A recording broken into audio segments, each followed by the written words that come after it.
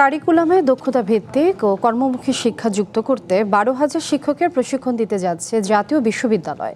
রবিবার এই কার্যক্রমের উদ্বোধন করবেন প্রধানমন্ত্রী তারেক রহমান।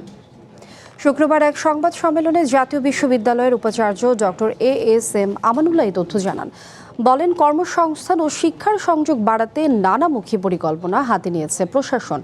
অনার্স কোর্সে 2 ক্রেডিটের নৈতিক শিক্ষা বাধ্যতামূলক করা সহ সক্ষমতাহীন কলেজের বিরুদ্ধে ব্যবস্থা নেওয়ার ঘোষণা দেন উপাচার্য।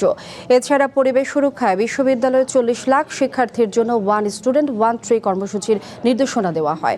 নতুন কারিকুলাম তৈরিতে বাজেট বৃদ্ধির আবেদনের পাশাপাশি শিক্ষার্থীদের মানসিক বিকাশে লার্নিং উইথ হ্যাপিনেস প্রোগ্রাম চালুর সিদ্ধান্ত নিয়েছে বিশ্ববিদ্যালয় কর্তৃপক্ষ। দক্ষ শিক্ষকের অভাব পূরণ করার জন্য এখন আমরা সারা দেশে 12,000 শিক্ষককে এই দক্ষতা ভিত্তিক শিক্ষায় তাদেরকে ট্রেন দিচ্ছি, প্রশিক্ষণ দিচ্ছি।